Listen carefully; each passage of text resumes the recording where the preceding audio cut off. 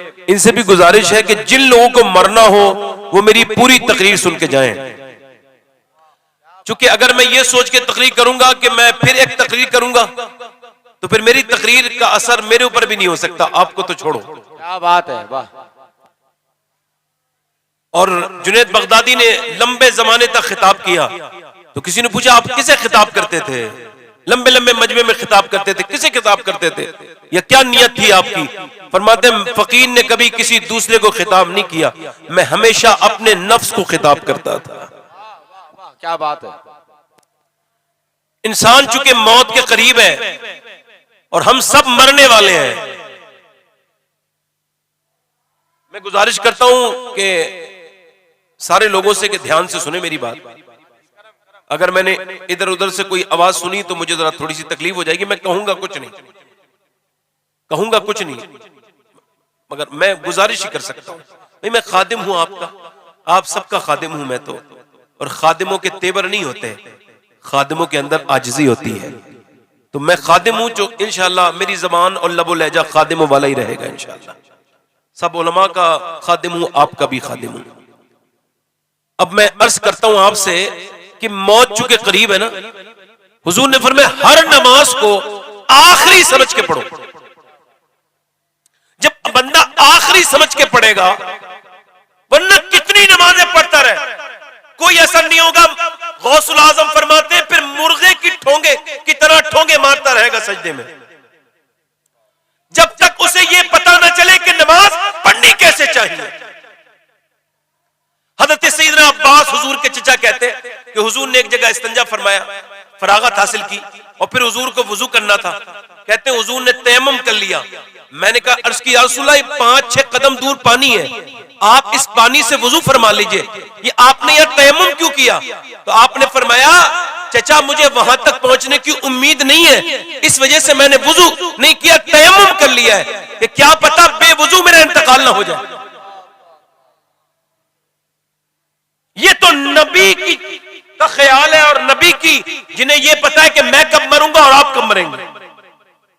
हुजूर को यह भी पता है मैं कब मरूंगा, इको कम करें थोड़ा सा, और यह भी पता है कि आप कब मरेंगे। तो वो हुजूर क्या फरमा रहे हैं कि मुझे यह यकीन नहीं है कि मैं मुंह में लुकमा रख लूं तो चबाऊंगा कि नहीं चबाऊंगा।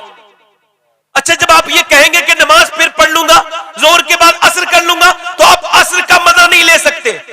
आप कहेंगे मगरिब पढ़ लूंगा तो फिर आप असर का मजा आपको नहीं मिलेगा। मगरिब के बाद कहेंगे इशा पढ़ लूंगा तो आपको मगरिब का मजा नहीं मिल सकता। क्योंकि जब बंदा कहता है या अल्लाह हो सकता है इसके बाद मुझे कभी नमाज की तौफीक ना मिले।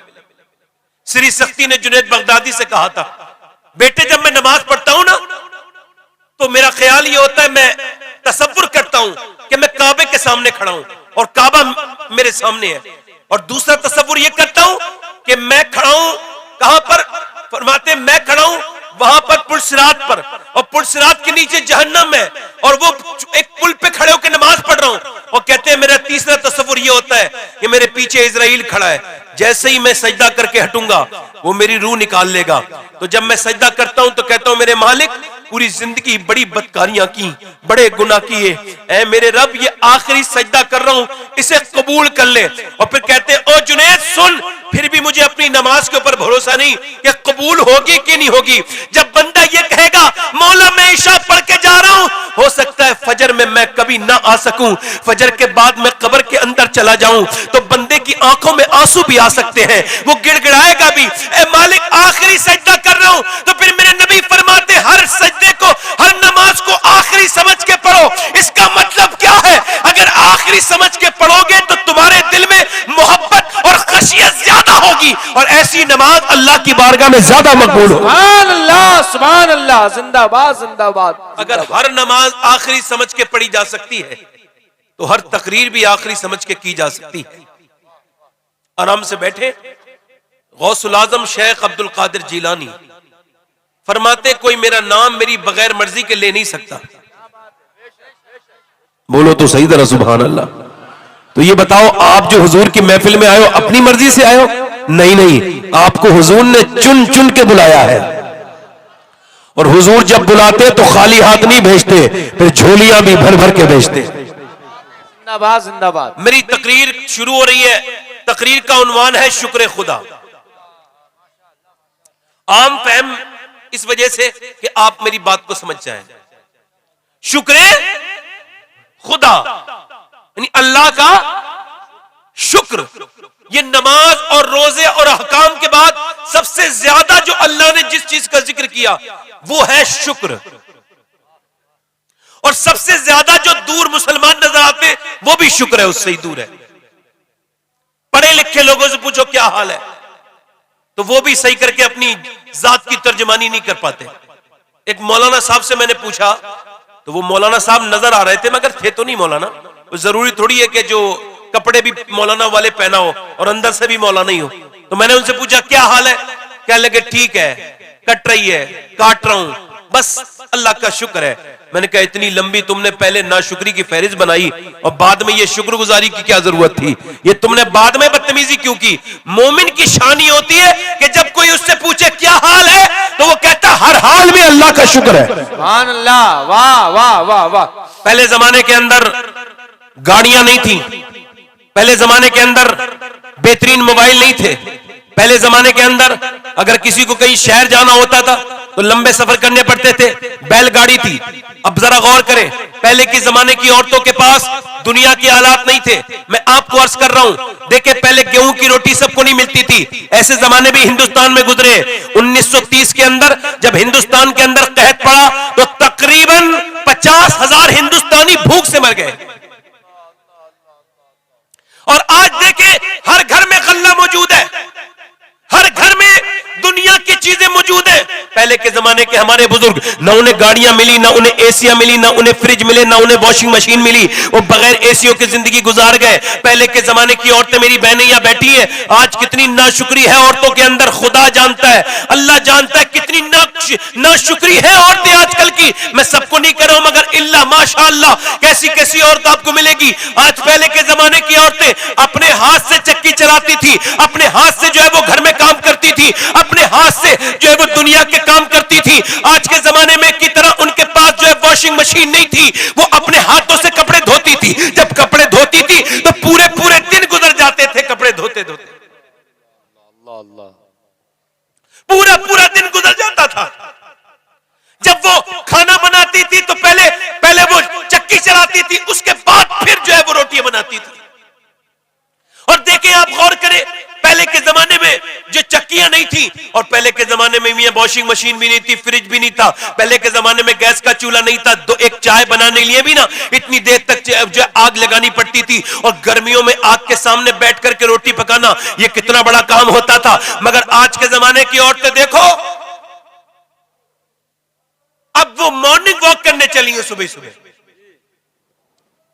बेपर्दा औरत मॉर्निंग वॉक करने जाती है, टहलती है जाकर के, बेपर्दा रात के वक्त में निकलती है, अंधेरे में औरतें निकलती है। देखो आप क्या करने जा रही है, मॉर्निंग वॉक, बेशरम, और दौड़ रही है। तुझे दौड़ने की इजाजत किसने दी? अरे सुन मेरी बहन, अल्लाह फरमाता है कि जब पूरी दुनिया के मुसलमान सफा मरवा पर जाएं तो वो दौड़ लगाएं मगर औरतें ना लगाएं। अल्लाह फरमाता है औरतें ना लगाएं क्योंकि अल्लाह ये पसंद नहीं करता। औरतें दौड़ लगाएं क्योंकि औरतों के जिस्म की बनावट और है और मर्दों के जिस्म की बनावट और है। नारे तकबीर, नारे रिसालत, मसलके आला हजरत फैजान बुखारी कॉन्फ्रेंस अल्लामा सैयद शबाद हुसैन साहब किबला। वाह वाह। अम्मियां जरा गौर करें, सुबह को टहल रही है, सेहत मिल जाए, सेहत मिल जाए। सेहत क्या मिलेगी जरा गौर करें। आजकल जमाने में बेपर्दा मुसलमान औरतें कितनी नजर आती है। मियां दौड़ रही है इधर से उधर, सुबह को मॉर्निंग वॉक मालूम क्यों कर रही है? काम तो कुछ करती नहीं तो सुबह सुबह दौड़ नहीं पड़ेगा।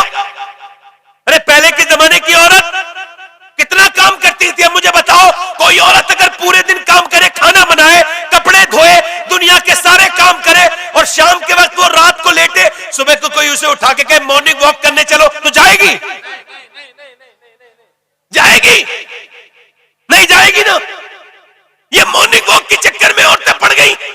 उन्होंने देखा जैसे गैर मुस्लिमों की औरतों ने किया, लगी। ओ मेरी बहनों, ओ मेरी बेटियों, तुम और औरतों की तरह नहीं हो। तुम्हारे लिए तो अल्लाह ने अपने रूल चेंज कर दिए। मर्द जब नमाज पढ़ेगा तो यहां तक हाथ लाएगा, जब औरत नमाज पढ़ेगी तो उसके लिए हुक्म ये कि सिर्फ यहां तक हाथ लेके जाए। क्या बात है, सुभान अल्लाह। बस कांधों तक। अल्लाह नहीं चाहता कि उसकी बेपर्दगी हो। आज कुछ औरतें तो ऐसी हैं जो जानबूझ के बेपर्दगी कर रही हैं। मेरी बात गलत तो नहीं है?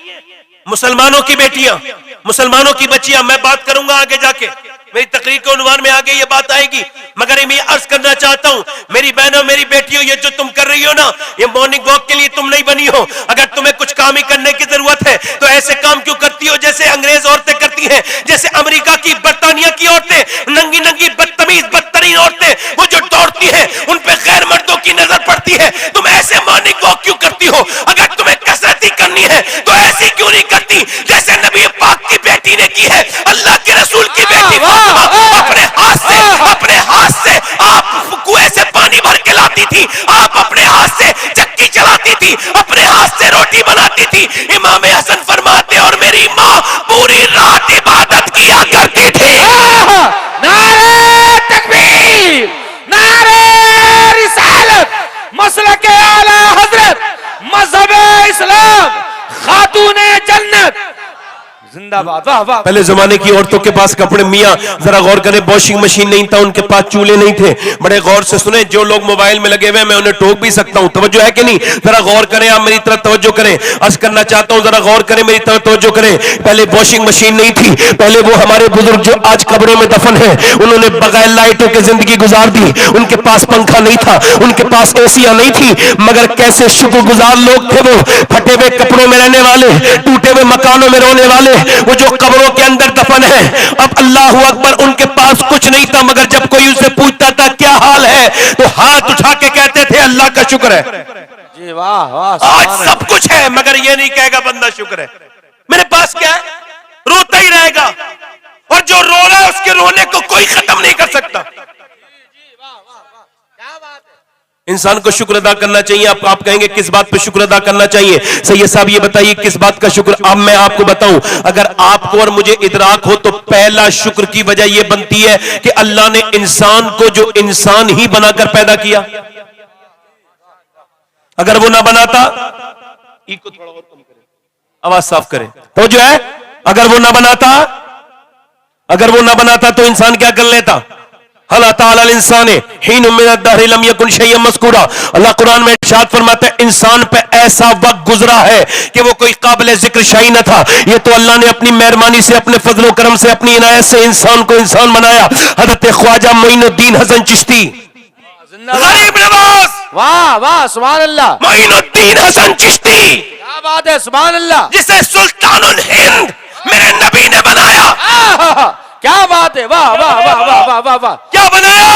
सुल्तानुल हिंद बनाया, हिंदुस्तान का सुल्तान। क्या बात है। और याद रखो, ये जितने चैनलों पे बकवास कर रहे हैं वो अलग है, उन पर ध्यान मत दो। उनका काम यह है कि तुम उन्हें देखोगे, उनकी टीआरपी आगे बढ़ेगी, उनकी कमाई होगी। उनके बयानों पर ध्यान मत दो। टीवी पे बैठ के बकवास करना और है, और 90 लाख लोगों को कलमा पढ़ा देना ये और है। नारे तकबीर, नारे रिसालत, मसलके आला हजरत, ख्वाजा का हिंदुस्तान, यहाँ का सुन्नी मुसलमान, अल्लामा सैयद शबात हुसैन साहब क़िबला। और जो सुल्तानुल हिंद बनाया मेरे हुजूर ने, किसने बनाया? बोलो जरा, बोलो तो सही, किसने बनाया? किसने बनाया?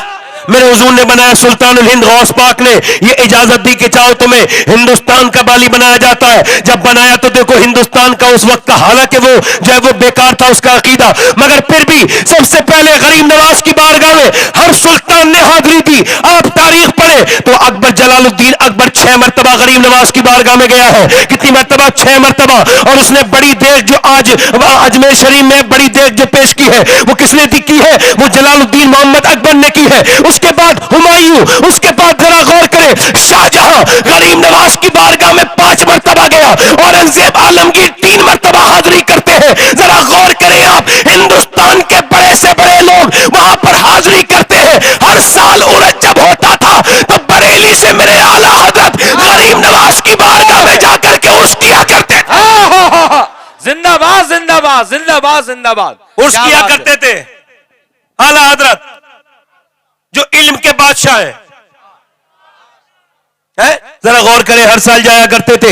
एक साल जब जा रहे थे तो पहले जो है ना, ये किशनगंज स्टेशन से जो है वो ट्रेन बदली जाती थी, सारी ट्रेनें मिलती थी। आला हजरत भी वहीं गए, तवज्जो चाहता हूं, आला हजरत भी वहीं गए। और जब आला हजरत ने वहां देखा तो थोड़ी ट्रेन के चलने में वक्त, मगरिब का टाइम हो गया। आपने फरमाया लोगों नमाज की तैयारी कर लो। सारे जितने भी जायरीन थे अजमेर शरीफ के जो उसमें जा रहे थे वो नमाज पढ़ने के लिए तैयार हो गए। अब मुझे बताओ, जिस नमाज का इमाम अहमद रजा खां फाजिल बरेलवी हो, अल्लाह अकबर, अम्मिया जैसे ही नमाज के लिए नियत बांधी, ऐसे ही स्टेशन पे से ट्रेन चलने लगी। ट्रेन ने सीटी मारी, जैसे ही बिगुल बजा और जितने भी लोग थे भाग गए। मगर जो गरीब नवाज के साथ थे 10 लोग, 10 उलमा, बड़े बड़े जय्यद उलमा, वो वही नमाज पढ़ते रहे। आला हजरत भी नमाज पढ़ते रहे। अल्लाह अकबर, एक सीटी मारी, दूसरी सीटी मारी, तीसरी सीटी मारी।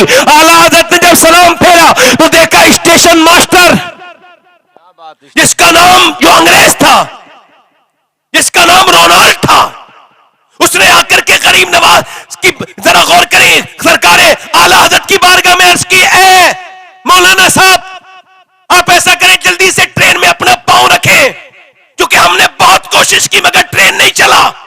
हमें पता है जब तक आप पांव नहीं रखेगा जब तक ट्रेन नहीं चलेगा। आला हजरत ट्रेन पे बैठे, ट्रेन चलने लगी। जब आला हजरत वहां पर खिताब करते थे हर उर्स में, ये बयान करें, ये जो दूरियां समझ रहे हैं लोग, इनके लिए पैगाम दे रहा हूं, तारीख पढ़ो। आला हजरत गरीब नवाज के उर्स के खुसूसी खतीब थे। क्या बात है, क्या बात है, जिंदाबाद। खुसूसी खिताब फरमाया करते थे। आप खिताब कर रहे थे, वो अंग्रेज अपनी फैमिली के साथ आया और आकर के उसने गरीब नवाज की बारगाह में आया और आकर के आला हजरत से बोला, मुझे कलमा पढ़ा के मुसलमान कर दीजिए। आपने फरमाया क्यों? कह लगे, जब से आप वहां से आए हैं मैं आप ही के बारे में सोच रहा था। रात जब मैं सोया तो मेरे ख्वाब में गरीब नवाज आए और मेरी पूरी फैमिली को कलमा पढ़ा के मुसलमान कर दिया। नारे तकबीर। आला हजरत ने उसका नाम रखा अब्दुल कादिर। जोर जोर जोर से बोलो, क्या नाम रखा? आला हजरत। मैं क्या कर रहा था, गरीब नवाज ख्वाजा हिंदल वली की बात कर रहा हूँ, ख्वाजा ख्वाजगान शहंशाह हिंदुस्तान में शुक्र की बात कर रहा था तो शुक्र पे ही आ जाता हूँ। सरकार गरीब नवाज की बात कर रहा था, हिंदुस्तान के बाली सरकार गरीब नवाज की बयान करते हैं कि हम जब अल्लाह की खौफ से रोते हैं, यानी जब गरीब नवाज किसी बुजुर्ग के बारे में बयान करेंगे तो वो कोई छोटा मोटा बुजुर्ग नहीं होगा। गरीब नवाज बयान करते हैं कि जब हम अल्लाह की खौफ से रोते हैं तो हमारी आंख से आंसू रोते हैं, आंसू निकलते हैं। मगर जब बायजीद रोते थे तो उनकी आंखों से आंसू नहीं निकलते थे बल्कि उनकी आंखों से खून निकलने लगता था। अल्लाह अकबर। हजरत सैयदना अली बिन उस्मान हजवेरी दाता लाहौरी अपनी किताब में बयान करते हैं कश्फुल महजूब में हजरत बायजीद बस्तामी के बारे में कि सुनो, वो बयान करते हैं कि बायजीद बस्तामी ने अपनी पूरी जिंदगी में खरबूजा नहीं खाया। किसी ने कहा खरबूजा खाना तो सुन्नत है, आप खरबूजा क्यों नहीं खाते? तो आपने फरमाया इस वजह से नहीं खाता हूं कि मुझे पता है सुन्नत है, मगर यह पता नहीं किस तरफ से छुरी डाल के खाना सुन्नत है, तो मैं इस वजह से नहीं खाता हूं कि सुन्नत के खिलाफ ना हो जाए। हजरत इमाम गजाली बयान करते हैं कि बायजीद बस्तामी के पास एक आदमी रहता था। आप मुझसे रोज पूछते थे तेरा नाम क्या? वो आपका खादिम था। आप उससे पूछते थे तेरा नाम क्या? वो कहते मेरा नाम जैद। एक दिन, 2 दिन, 1 साल, 2 साल, 3 साल, 10 साल, 11 साल, 15 साल, 16 साल, 17 साल, 19 साल, 20 साल लगातार पूछा तेरा नाम क्या है? वो 20 साल रोज बताता रहा मेरा नाम जैद है। 20 साल के बाद बायजीद बस्तामी ने उससे कहा ये बता क्या तुझे मेरा नाम? बायजीद बस्तामी से वो अर्ज करने लगा हुजूर मैं बूढ़ा हो गया, आपको अपना नाम बताते बताते मेरे बाल सफेद हो गए, 20 साल से बता रहा हूं मेरा नाम जैद है, तो क्या आपको मेरा नाम याद नहीं रहता? आपका हाफजा इतना कमजोर है? तो बायजीद बस्तामी कहने लगे नहीं नहीं, बात यह है कि मुझे मेरा हाफजा कमजोर नहीं का, फिर का बात यह मुझे जो मोहम्मद का नाम याद हो गया है ना, अब कोई दूसरा नाम मुझे याद नहीं रहता है। क्या बात है, सुभान अल्लाह सुभान अल्लाह। यही दीवानापन बरोज़े क़यामत काम आता है। किसी का नाम लूं लेकिन नबी का नाम आता है। भाई यजीद गुजर के जा रहे हैं, इमाम गज़ाली ने लिखा है जब भाई यजीद गुजर के जा रहे हैं तो कुत्ता भौंका, आप रोने लगे। दूसरे दिन भी कुत्ता भौंका, आप रोने लगे। तीसरे दिन भी कुत्ता भौंका, आप रोने लगे। चौथे दिन भी कुत्ता भौंका। एक हफ्ते लगातार कुत्ता भौंकता था, आप रोते थे। मुरीदों ने कहा हुजूर आप ये बताएं, हम आप अल्लाह के वली हैं, हम ज्यादा नहीं जानते, मगर ये कुत्ता आपको देख के भौंकता है तो आप रोते क्यों है? तो आप फिर रोए और फरमाया जब मैं गुजरता हूं तो ये मुझसे यही कहता है, ये बता भाई यजीद तेरी ऐसी कौन सी नेकी थी जो अल्लाह ने तुझे इंसान बना दिया, और मेरा ऐसा कौन सा गुनाह था जो मैं कुत्ता बना दिया गया हूं। अल्लाह अल्लाह अल्लाह अल्लाह। अल्लाह ने आपको इंसान बनाया, 18,000 मखलूकात से अफजल अकमल और कामिल मखलूक बनाया, इंसान बनाया। और अगर इंसान बनाने के बाद छोड़ देता तो इंसान और पत्थर जहन्नम का ईंधन है, उसका करम और बढ़ा।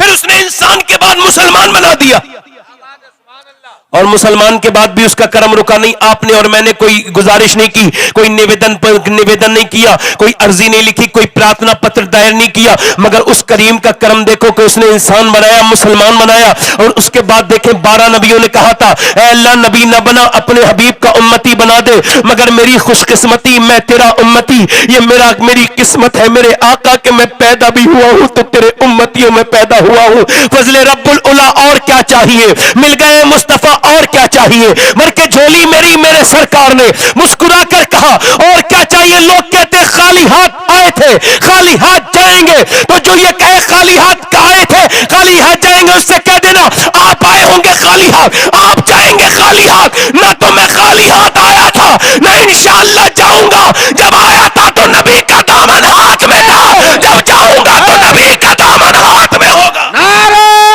तकबीर, नारे रिसालत, मसलके आला हजरत फैजान बुखारी। बोलो बोलो बोलो। अल्लामा सैयद शबाद हुसैन। देखो बोझ बनना बंद करो, बोलना शुरू करो। बोझ ना बनो, जोर से बोलो सुभान अल्लाह। तुम पूरा मूड़ा मजमा दोनों हाथ उठा के सुभान अल्लाह। मैं क्या अर्ज कर रहा था, इंसान बनाया, हुजूर का उम्मती बना दिया। और जरा गौर तो करें, उम्मती बनाने के बाद भी करम रुका नहीं। ये देखो कितने अपने दादाओं से अलग हो गए, कितने अपने बाप अलग था, बाप बाअदब था, बेटा गुस्ताख बन गया, कितने बेअदब बन गए। मगर जब तुम्हें अल्लाह ने पैदा किया तो सुनो, यार के गद्दारों में पैदा नहीं किया, यार के वफादारों में पैदा किया है। क्या बात है, जिंदाबाद जिंदाबाद जिंदाबाद, सुभान अल्लाह। मगर इंसान समझता है कि दौलत होगी तो समझूंगा कि दौलत होगी तो बड़ी बात हो जाएगी, दौलत होगी तो समझूंगा कि दौलत होगी तो बड़ी बात हो जाएगी। मगर मियां मैं आपको बताना चाहता हूं, दौलत बहुत बड़ी चीज नहीं है जितनी बड़ी चीज आप दौलत को समझते हैं। एक आदमी बंबई में था, मैं उसने पर्सनली मैं उससे वाकिफ था, जानता था।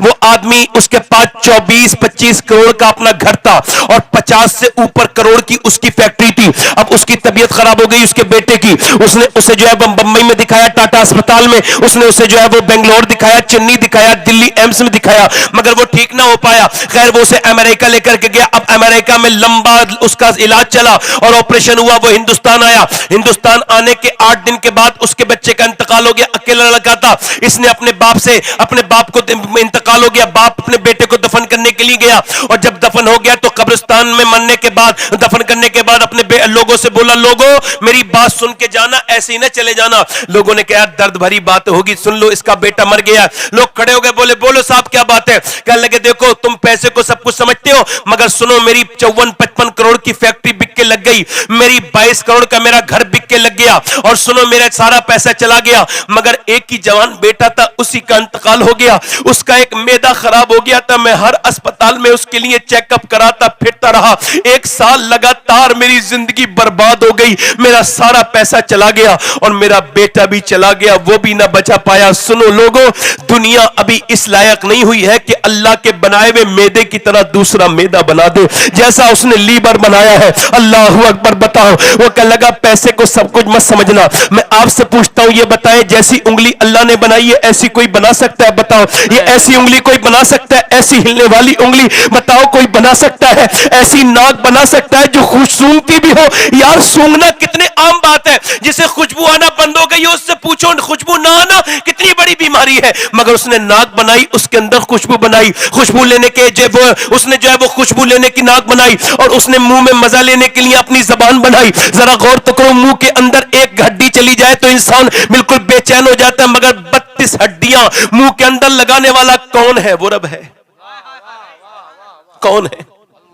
तू कहता है तू अपने बच्चों को पालता है, वो कहता है ये बता तू जब अपनी माँ के पेट में था तेरा खाना अलग था, माँ का अलग था, ये बता तुझे वो खाना जो खिलाता था वो कौन था? तेरी माँ के पेट में 9 महीने तक तुझे खाना खिलाने वाला कौन था? बता बता इंसान, तेरी माँ के अंदर पेट के अंदर तुझे तकसीम करता था, तू तो पैदा होने के बाद भी वो खाना नहीं खा सकता था जो तेरी माँ खाती थी, मगर तुझे मैंने खिलाया। और बता उसके बाद जब तू पैदा हो गया तो तेरी माँ के गोश्त पोस्ट के अंदर से यानी खून के अंदर से तेरी माँ के अंदर से 2 दूध की नहरें निकालने वाला कौन था? तू भूल गया वो तेरा रब था। जब तू यतीम हो गया ना, और जब लोग कहते थे इसे कौन पालेगा, तो तुझे पाल के जवान करने वाला कौन था? वो परवरदिगार था। तू भूल गया अपने रब को। इंसान तू दुनिया में ऐसा लग गया कि अपने रब को भूल गया। एक आदमी अस्पताल में दाखिल हुआ, 80 साल का बूढ़ा, सांस आने में दिक्कत हो गई, अस्पताल में भर्ती हुआ। अस्पताल में भर्ती हुआ तो 90,000 का बिल आया, ऑक्सीजन मशीन लगी, और 1.5 दिन के बाद उसकी जब छुट्टी हुई तो उसने 90,000 बिल देख के रोना शुरू कर दिया। डॉक्टर ने कहा ज्यादा पैसे लग रहे हैं तो मैं कुछ कम कर दूं। उसने कहा नहीं नहीं, मुझे ज्यादा पैसे नहीं लग रहे, अल्लाह ने इतना नवाजा है, पूरे अस्पताल खरीद सकता हूं यहीं पे खड़े खड़े। कहा रो क्यों रहे हो? कहा रो इस वजह से रहा हूं कि मैं पूरी जिंदगी 80 साल का बूढ़ा, मैं 1.5 दिन मैंने आपकी इस मशीन से सांस लिया तो आपने 90,000 का बिल बिठा दिया, और मैं 80 साल का बूढ़ा अल्लाह की हवाओं में सांस ले रहा हूं। मैंने कभी नहीं सोचा कि सांस लेना कितनी बड़ी अल्लाह की नेमत है। मैं दुनियादारी में लगा रहा, आज मैं बीमार हुआ तो मुझे एहसास हुआ कि सांस लेना कितनी बड़ी अल्लाह की नेमत है। कभी बीमारों को जाकर के देखे करो, अब तो बीमारों को कोई देखने नहीं जाता। कोई अमीर बीमार हो जाए तो लाइन लग जाती है, और गरीब बीमार हो जाए तो मियां कोई नहीं जाता। अब तो गरीबों के जनाजे ऐसे जाते हैं जैसे हिंदुओं की अर्थियां जा रही है माज़अल्लाह। अल्लाह अकबर, मालदारों के जनाजों में भीड़ लगी होती है। मेरे हुजूर फरमाते हैं कि जब मेरा एक उम्मती दूसरे उम्मती को बीमारी की हालत में देखने जाता है, जब तक वापस नहीं आता 70,000 फरिश्ते उसके लिए दुआए मग़फ़िरत करते रहते हैं। 70,000। मेरे आका फरमाते हैं जब मेरा एक उम्मती दूसरे की नमाज़े जनाजा पढ़ता है अल्लाह की रजा के लिए, फरमाते हैं अल्लाह उसके सारे गुनाह मुआफ फरमा देता है। अल्लाह अकबर। जरा गौर तो करें, कभी जाया करें अस्पतालों में। मैं तो दिल्ली एम्स में बगैर किसी काम के भी जाता हूं। गौसुल आज़म फरमाते हैं जब तेरा दिल सख्त होने लगे और जब अल्लाह की याद से दूर होने लगे तो फिर तू अस्पताल में जा और कब्रिस्तान में जा, जो कि बाजारों में तू गाफिल हो जाएगा, मोबाइलों में तू गाफिल हो जाएगा, बर्बाद हो जाएगा। अस्पताल में मैं गया तो एक आदमी ने मुझे बुलाया, कहने लगा मौलाना मेरी तरफ आइए। मैंने कहा जी पर फरमाइए। कहने लगा मेरे पास जगुआर है, मर्सिडीज है, मेरे पास BMW है। मैं कहा मुझे क्यों बता रहे हैं? बोले आपको इस वजह से बता रहा हूं कि मुझे कैंसर हो गया है, 1 महीने के बाद मेरा इंतकाल हो जाएगा और मेरे किसी काम के नहीं है, न मेरी दौलत, न मेरा बंगला, न मेरी जमीन, न मेरे बच्चे। आदमी को मैंने देखा अपने बेटे के सर पे हाथ रख करके रो रहा था। मैंने कहा भाई क्यों रो रहे हो? कहने लगे मेरे कैंसर है और मैं 1 महीने के 1.5 महीने के बाद मर जाऊंगा। मैं ऐसा बदनसीब इंसान हूं जो जीते जी अपनी औलाद को यतीम देख रहा हूं। अगर आपको कैंसर नहीं है, कैंसर वाले के सामने मुस्कुराओ, मुस्कुराता ही नहीं, जोक सुनाओ तो सुनता ही नहीं, उसके सामने कोई अच्छी बात करो तो वो मुस्कुराता नहीं। यार सुनो, अगर मैं मर गया होता, अल्लाह ने तो जिंदगी दी है। एक साहब कहने लगे सैयद साहब इसका भी तो शुक्र अदा करो कि आप अभी तक अपने बच्चों पे बैठे हो, अगर आप मर गए होते तो आपके बच्चों का क्या होता? किसी गरीबों के देखनी, यतीम बच्चों को देखो। एक हमारा रिश्तेदार है बरेली में, वो गिर गया ना तो उसके पैर की पीछे की जो है वो पीछे की कोई नस खराब हो गई तो वो उससे उठा नहीं जाता, हाथ पैर सब खराब हो गए। तो 5 साल से वो बिस्तर पे है। उसकी बीवी बेवाओं की तरह लगती है और वो अपने आदमी को देख करके रो लेती है। वो पड़ा रहता है, कहता है लोगों दुआ कर दो, या तो मैं मर जाऊं या फिर मैं ठीक हो जाऊं, मेरे बच्चों का चेहरा नहीं देखा जाता। अगर आपके हाथ पैर सलामत है तो आपको शुक्र नहीं अदा करना चाहिए? अगर आपको कैंसर नहीं है तो आपको शुक्र नहीं अदा करना चाहिए? बताओ आप मुझे, कब तक नाशुक्री करते रहोगे? सेहत अल्लाह की नेमत नहीं है? मेरे हुजूर फरमाते हैं जिसके पास एक वक्त का खाना है और उसकी सेहत ठीक है तो वो मालदार है, उसे शुक्र अदा करना चाहिए। सुभान अल्लाह, सुभान अल्लाह। ऊपर देखोगे तो शुक्र अदा नहीं कर पाओगे, नीचे देखोगे तो शुक्र अदा कर दोगे। हजरत सैयदना हाफिज शिराजी शेख सादी कहते हैं, मैं गुजर के जा रहा था, चलते चलते चलते चलते पैरों के जूते टूट गए। कहते पैरों के जब जूते टूटे तो फिर मैं सख्त जमीन पे चला, गर्म जमीन पे चला, तो मेरे पैर में आंवले पड़ गए, फपोले पड़ गए और छाले पड़ के फूट गए। जब वो छाले पड़ के फूटे तो उसके अंदर से खून निकलने लगा। मेरा चलना जब दुश्वार हो गया तो मैंने कहा मेरे मालिक इतना तो दे दे, मैं जूते खरीद सकूं। मेरे रब कहते अगले मोड़ पे मुड़ा तो मैंने देखा एक आदमी है, उसके दोनों पांव नहीं थे। मैं नीचे को सजदे में गिर गया। मैं कहा मेरे मालिक मुझे माफ कर दे, मेरे पास दोनों पांव तो है, इसके पास तो पांव नहीं है।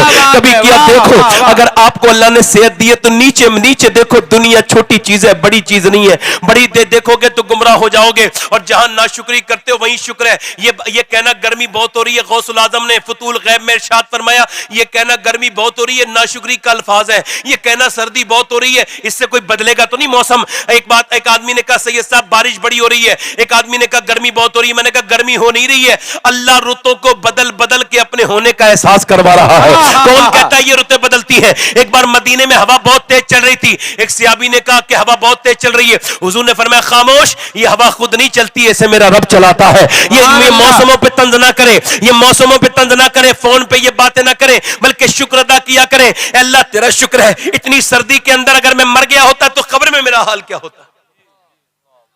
आज मैं जमीन पर हूं तो लिहाफ ओढ़ लूंगा, आज मैं गर्मी में जमीन के ऊपर हूं तो पंखे के नीचे बैठ जाऊंगा, और जब मैं मर जाऊंगा कब्र के अंदर, अल्लाह तेरा शुक्र है, मेरे मालिक तेरा करम है, तेरी मेहरबानी है, तूने मुझे सेहत दी है। मगर इंसान शुक्र नहीं अदा करता, वो नाशुक्री करता रहता है। याद रखें, जब तक आप शुक्र नहीं अदा करेंगे ना, अल्लाह की रहमतें आपके ऊपर नहीं आएंगी। याद रखें, यकीन जाने, जब तक आप शुक्र नहीं अदा करेंगे। और देखें, आप जरा गौर करें, हजरत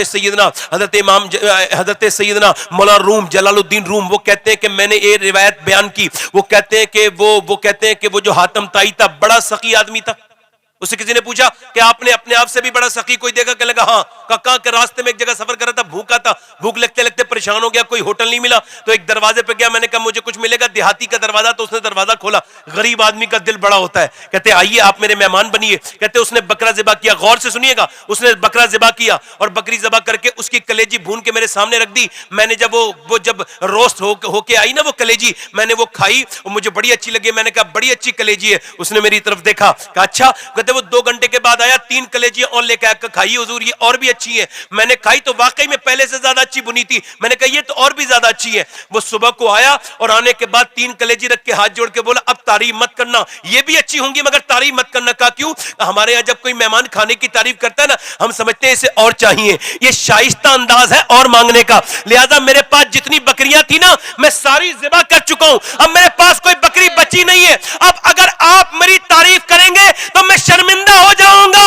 अल्लाहू अकबर। जब आप किसी के खाने की तारीफ करेंगे तो उसके इंसान का दिल चाहेगा और खिलाए। मौलाना रूम कहते हैं मगर एक दिन वो कहेगा अपना काम देखो, मैं तुम्हें कब तक देता रहूं, मैं मेरे पास खत्म हो गया।